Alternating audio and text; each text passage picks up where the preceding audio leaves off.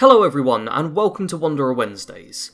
Today I've got kind of an ad-lib discussion of sorts, where I'm talking about the topic of how open should an open world be. Yeah, that makes sense, that is the title. Here we go. This is going to be great because it's not quite as heavily scripted as some of the previous stuff, but it's not live commentary either. We're doing a bit of a mix-up this time. So I've got a few different games I'm going to be talking about, and we're going to start with Darksiders 2. Because I've been playing a bit of it recently, and I've noticed it's keeping me very closed in. The dungeons tend to be quite linear, and most areas are literally walled off. I had to unlock a gun to open one place, I had to unlock shadow bombs to open another. I'm just kind of getting let into one area at a time, and then I just walk the same path through it. There's only one way to go, almost all the time. It still is an open world game. It's not leveled like a Call of Duty campaign, well, back when they had Call of Duty campaigns, or anything like that. It's very much, you've still got places you can go, you don't have to straight away go and do the quests and fix all of that stuff. There is a bit of variety and a little bit of exploration, but it's really not a particularly open world, at least not at the start. I haven't played all that much of it, I'm only a few hours through, so it could become the most open game ever at like the 10-hour mark, and I wouldn't know. But for now, it's very closed in, and I'm taking this as the least open that an open world can be. Now, I'm going to talk about Fallout 4, because in that game, you can walk straight from Vault 111 to the Glowing Sea, and nothing's really standing in your way. There are tough enemies, and the radiation of the Glowing Sea would eventually kill you, but you're not actually walled in. You can try it right now if you want. Start up a new game, leave the vault, just run straight south, and you'll eventually get into the Glowing Sea. It's not that difficult to do. Especially if you just run around enemies. There's not that many enemies that outrun you. Go like high agility, high endurance, you've got an easy time of it. That's a game that lets you go almost anywhere straight away. There's a handful of locations that are closed off. Those tend to be quest places like, what's the name of it? Fort Hagen, that's the one. Yeah, Fort Hagen you can't get into straight away because that's locked behind a quest. But even stuff like Nuka World. Many a True Nerd, John from Many a True Nerd, made the Nuka World at level 1, where he got to the Nuka World Transit Centre and leveled up to level 2 when he got there. That's how open it can be. You can go literally anywhere you want. You might not necessarily be able to get inside the location. A few places are locked behind lockpicking or hacker or stuff like that. But right at the start of the game, you can just go in any direction, and you've got freedom. So that's going to be the most open example I'm talking about.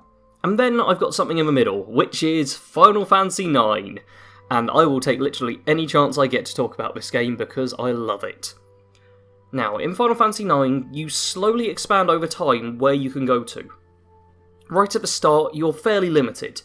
Right at the beginning, until you get to the open map, you are exceptionally limited. You're generally walking down one path, you can kind of explore a tiny bit, an odd extra room or two, but other than that, it's literally just you keep going forward for the first couple of hours. Then as time goes on, you get the map opening up. You can go to a couple of locations at first. Then there's a few different locations you can venture around. You find when you get the Chocobo, that gives you a bit more mobility. And as the game goes on, you start from being on foot to having a boat and then having an airship. And the airship, once you get that, you can go to almost any location in the game. You can fly around, and as long as there's somewhere to land, you land and you're all good. Now, in my personal opinion, I think the Darksiders 2 option is too limited. It forces you down the story, but freedom's one of the best parts of gaming, and it's what I really love. Unfortunately, the world design just limits you a bit too much. That's not to say it makes the game bad, but it doesn't give it as much in the way of potential as it could have had. Now, Fallout 4 is great for having an open world, but it does make it so that a player could quite easily miss out on the main story just by heading in the wrong direction. I've heard tales of people who, instead of going to Sanctuary from Vault 111, just travel somewhere else and never come across the story. They just miss out on the few triggers there are, and that's it. They just don't play the story, which isn't bad. I actually really like that, but if you want to play the main story of the game, that's going to bug you that you just walked in the wrong direction at the start, so now you're not sure how to find it. And I also find that in Fallout 4, you're less likely to explore all the locations. Because everything's open right at the start, it can be a little overwhelming to just be like, oh yeah, I'm going to find every single location on the map. In earlier Fallout games, I think it was Fallout 3 or New Vegas, there was the Explorer perk, which unlocked every icon on the minimap. Or not on the minimap, on the world map, so you could see all the places. You don't really have that in Fallout 4. Instead, you just have to manually find everywhere. And especially in the cities, it can be a bit tricky to find every location you want to. Now I find that Final Fantasy IX strikes a nice balance. It's definitely not perfect, but it does work fairly well. As each new area opens up, you can take time to explore it, and it feels like you're getting rewarded for progressing through the game. Get to another story trigger, get a little bit more of the world open up, hey, well done, you played more of the game, here's some more stuff for you to explore. It's a really nice way to reward players that isn't just, oh, here's some EXP or loot or all the stuff we've got used to. Just new locations that you can go to. It's brilliant. Now, I know that in Fallout 4, there's obviously locations I haven't been to. I've got just under 1,000 hours with that game. I think it's literally just under. I think I'm at 998 right now.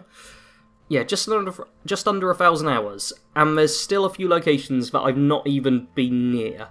Just because I've never needed to. I've been almost everywhere because I make content on it. It's good for me to have a wide knowledge of it. But a few places I just never bother going to because there's so many places I can go to straight away. It's just not necessary. In Final Fantasy IX, however, I have been to literally every location in the game.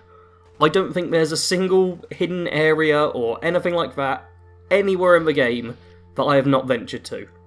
Because they came just in little stints. Instead of it being, hey, we're going to immediately put you on an airship and you can fly anywhere, you have to wander around for a bit. You get used to walking the map, then you get a bit more freedom, just a little bit at a time, just kind of taking baby steps as you go along.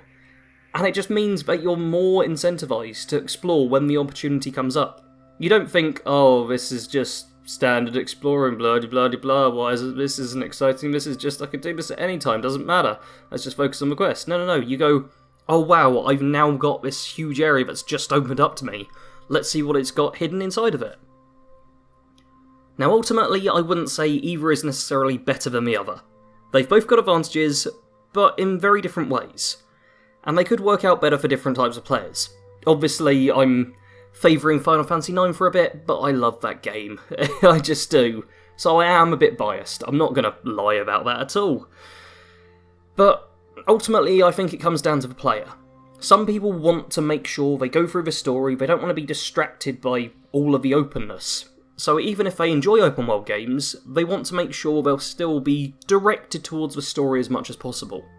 Other people might go, why would I want to play the story, I just want to do my own thing, and want to be able to run off it in any direction and just do whatever they feel like.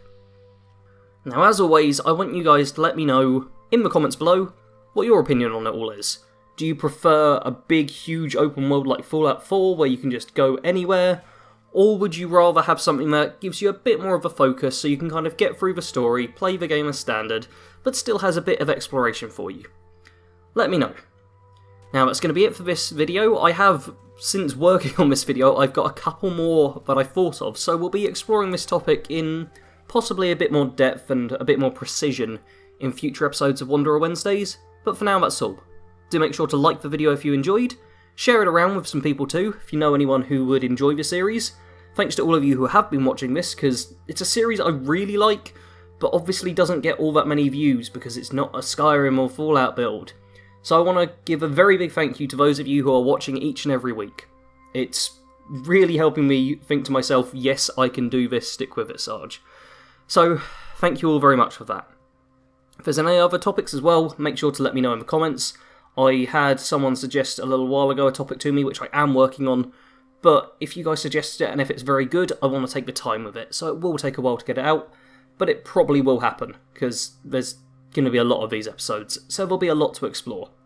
Now, with the outro rambled on to an excessive amount, I want to thank you all again for watching, and just end with the outro.